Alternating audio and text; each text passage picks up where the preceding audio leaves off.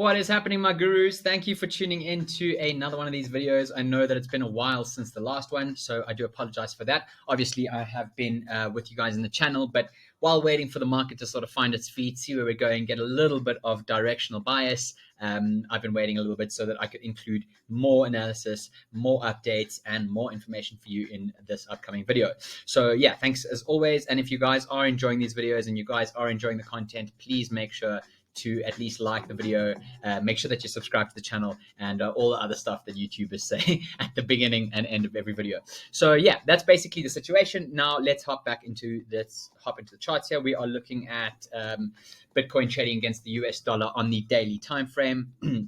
This is obviously a chart that we've had for quite a while now, quite some time, at least since this area over here, which is where we sort of, first had a bit of breathing room after a massive collapse. And then obviously, started sort of analyzing the macro, analyzing this bigger range that we're dealing with, and sort of coming to grips and trying to understand where we might see Bitcoin go over the next couple of months, and obviously towards the end of the year.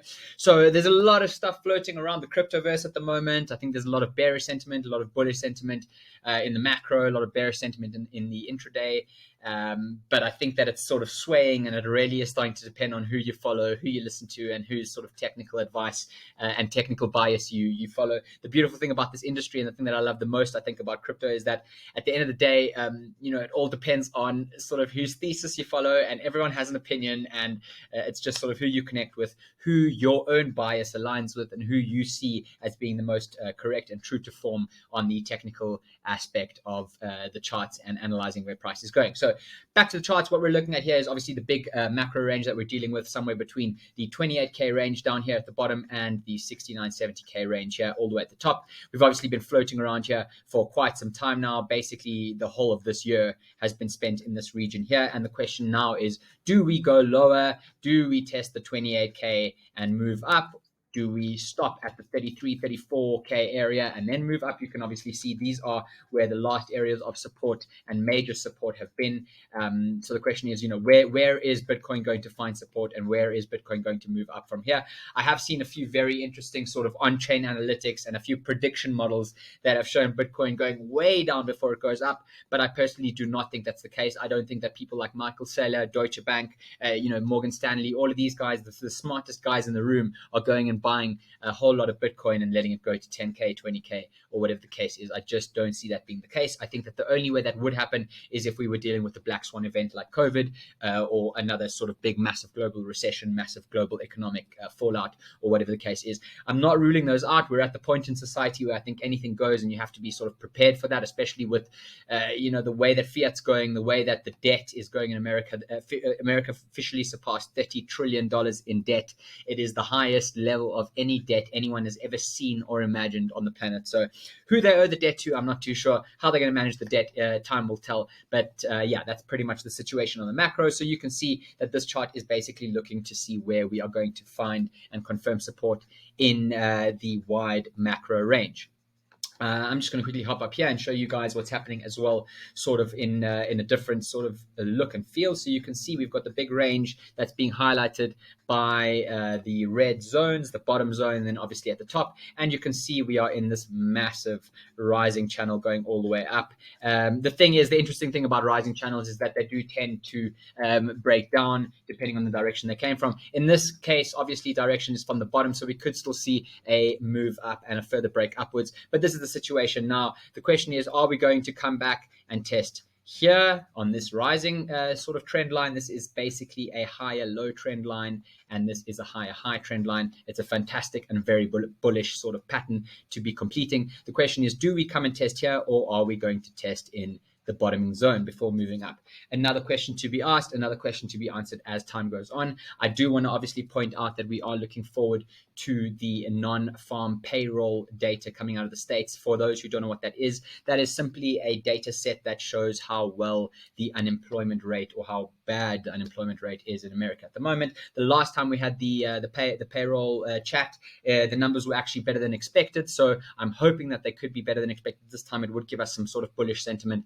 At the same time, I am not convinced that these bullish moves that we're seeing in the intraday chart are they're not convincing me me about any bullish sort of structure here. I think that a lot of this is speculation around the meeting today. I think a lot of it is speculation around where we're headed to, and a lot of it is speculation based on where people think the rates are going to be hiked from the Fed and what Jay Powell is going to say in his next meeting. So cool. Just looking at this, obviously, for those that have been following and that were in the trade, we traded this short quite successfully over here. We then entered again and we bought it down here. We're now back up at entry, just a little bit above entry. The trade is slightly in the red, but I do believe that we are going to get rejected from here. I don't see any other sort of outcome happening. We've got the 34K line here, which is going to act as strong support, in my humble opinion. Worst case scenario, we hit the bottom of this rising higher low trend line. That's the red trend line over here. I just want to show you guys what we're looking at and what I'm talking about. Please excuse the mega zoom out. It just takes a little bit of time while I'm recording. So you can see that the two red rising lines, that's the line at the bottom there and then the line at the top here, those are the same rising trend lines that I showed you in the previous chart that were blue, and that is a rising higher low trend line and a rising higher high trend line. So basically, just to sort of come back to the chart and the intraday, what I'm expecting for the rest of the day and the rest of this weekend is for this rejection to take place. I will not rule out a breakout, but in all honesty, I do see that if it does, this is my opinion. It's not financial advice.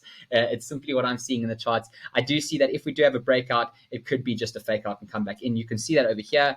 Here we got a little tiny breakout, and I bet you, I can almost put money on it, that a ton of people went long here and they got absolutely wrecked. So we have to be super careful. There are ways to, of course, make sure that we're not seeing a fake out. How do we make sure? We want to wait for it to break out. We'll wait for it to retest. And then at the retest, which is over here, that is where we will enter along, my friends. So we will have to see and make sure that it confirms and flips the trend line and support. I still am technically short on the intraday, so I'll be looking for that, but I will keep you guys all posted on how that trade develops. Cool. So that's basically the Bitcoin chart. I want to quickly just jump into dominance. I did say I was going to cover the wormhole hack.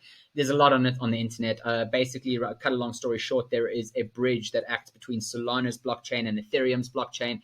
There was a vulnerability in that blockchain, and it was assaulted. Actually, it's the biggest hack that we've seen in crypto, or the second largest hack in the crypto ecosystem ever recorded, and I think one of the largest hacks in the world. So quite heavy. Nothing we can do about it. Unfortunately, Solana is still relatively questionable around their security, so there is that we have to acknowledge as well. Ethereum, for what it's worth, is an extremely secure blockchain, so I think that the vulnerabilities would have definitely come from the side of Solana. So that is what it is. Of course, the reason why I wanted to bring it up was just to remind everybody, guys, please do not use crypto on your phone. Try and engage less with crypto on your phone. And when I say crypto, I don't mean your Binances and your FTXs. I'm more talking about now opening your MetaMask, logging onto a pancake swap and doing trades like that. The phones are vulnerable. You need to have a VPN connected. Try and avoid using your phone when doing things like MetaMask and Trust Wallet, etc. Use your computer, use a VPN as always. And of course, if you do have large holdings, make sure to keep them on a ledger. That is the only way to actually make sure that your crypto is as safe as possible. So back to the charts. This is what we're looking at over here. We are now in the dominance chart. This is, of course, Bitcoin dominance. You can pretty much see what's going on here. It came here. It absolutely hit rock bottom support before moving back up. There was a trend line that it broke here, retested the trend line, and then went up again and has found resistance pretty strong up here in this zone. What I'd be looking to see now is dominance drop and alts rise. What's great now is that if Bitcoin's price does go back down to 34K, we could see a super solid pump in the alts, and that would obviously be due to Bitcoin dominance dropping, most of the money flowing out of Bitcoin. Not that there's much left. The liquidities are pretty much a joke at the moment. But yeah, I'd be looking for the travel down. It'll probably give another test. Remember the 3 test rule, not a rule of thumb, but in general, something that is interesting to follow. 1 test, 2 tests, 3 tests down here before continuing to move up, which would also support the thesis of Bitcoin reversing quite soon. Another support of that thesis for the Bitcoin reversal would be to look at Tether Dominance. For those that don't know what I'm talking about here, Tether Dominance is how much money is in Tether versus in crypto assets. Of course, you can see it hit a massive resistance here at the top. What's quite funny is like 3-4 months ago, no one had even heard about or thought about Tether Dominance. It's now something that all the TA guys are all talking about, which is great because I think it's a fantastic tool to sort of gauge where people's money is at. You can see people deployed a shit ton of money into assets here. They pulled it out here. They've deployed again. They pulled it out, and they're slowly but surely deploying again. That is probably based on the fact that they think we're going bullish here. I'm not so sure. I'm not convinced just yet. I'd like to maybe see dominance come down to here before moving back up again to be considered, sort of bull rally, bullish outlook. Of course, the market is in massive, massive fear at the moment. There is extreme fear in the market. So I'm not too convinced on any of this sort of bullish sentiment just yet. I've shown you guys what it would take for me to be bullish. I think, above sort of 39,600, 39,700 is where I would get bullish on Bitcoin again. Let's take a quick look at the stock market. I know that it's not crypto, and I know for some of you this is a little bit more, it's not exactly what you guys are interested in. However, as I've shown many times, the stock market does tend to dictate Bitcoin's movement for the large part. I've explained it many times on the channel, so definitely go through the channel, search for the relationship between the stock market and cryptocurrency, and you will get some really nice reads on how that all works. So you guys can see obviously here, this was the biggest crash in the stock market since COVID, which was really interesting considering that there was no black swan event. This was off the back of Omicron and hike rates and stuff like that. And the funny thing is that hike rates haven't always meant bad stocks and bad prices, which was interesting for me, because if that's the case, this institutional money, why would they pull out? Why would they freak out? Why would the sentiment drop in the stock market just based off that? But what we should be looking to see here is that the stock market will get back into this rising channel.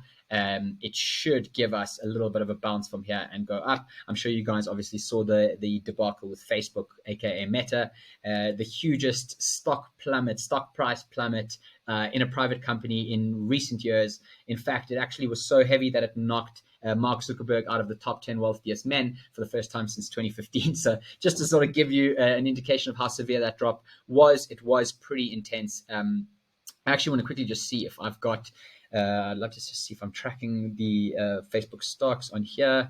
I am not. Let's add that quickly. Let's just have a look. Let's see if this comes up.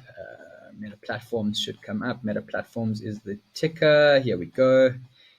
On the NASDAQ, for those that don't know the difference between the NASDAQ and the SPY is a collection of the 500 top trading assets in on the stock markets, whereas the NASDAQ tracks, I think it's a Canadian exchange if I'm not mistaken, and it tracks the big tech companies. So when looking at the NASDAQ, you would be looking at basically big tech and seeing how that is all happening. So here we are looking at Facebook stocks. It's made a great recovery, to be honest, for what it's worth.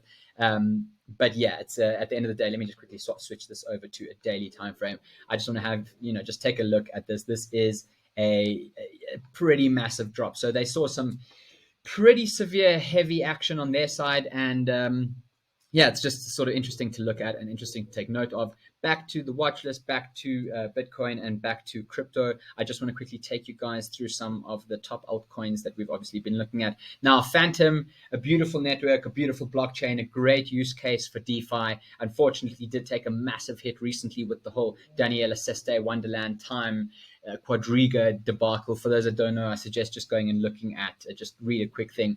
Long story short, these guys were absolutely taken out by a vulnerability in their system, which then led to, more exposure of the fact that one of their guys that was the CFO was actually the CEO of a company in Canada that completely scammed people out of millions and millions of dollars. So yeah, I mean, Phantom obviously took a hit because of that, but we are seeing some strong support for Phantom here at these levels, and I do think that we should see a continuation up, especially if we get that slight spike in altcoins that I was showing could be a potential with the dominance dropping and potentially the price of Bitcoin dropping as well. So that is Phantom. Let me quickly just open up the Matic charts as well. Polygon, one of my favorite, if not my favorite L2 solution on Ethereum. It just allows people to enjoy the security of the Ethereum network without having to pay the heavy gas fees, which is why I do think that Polygon and especially the ZK rollups are going to be the next big thing in the DeFi ecosystem, especially with regards to NFTs, and especially with regards to the fact that as NFTs and mainstream adoption starts becoming, more and more apparent in the fold, people are not going to want to spend these gas fees, and Lord knows when Ethereum 2.0 is coming out. So I do think that Polygon is the next best thing. And yeah, you can sort of see here that we've got some nice strong support over here. We could come back to test this rising trend line as well, like I've shown with the green path, but time will tell. And it's really interesting to see, and I'm happy to see that they are, holding their own, and these drops have not absolutely destroyed the alt tokens like they did back in May. So yeah, I mean, at the end of the day, this is where you buy, you know, and people make 10, 20, 30 three-digit gains on you know, when they're buying here and when they're buying at these levels, and the history does show that. So it does you know, support that. With regards to Luna, it is unfortunately coming back to test this line. If we do not break up here, it is going to mean further downside for Luna, which could take us back to maybe you know, around these areas here, which was 40, 42.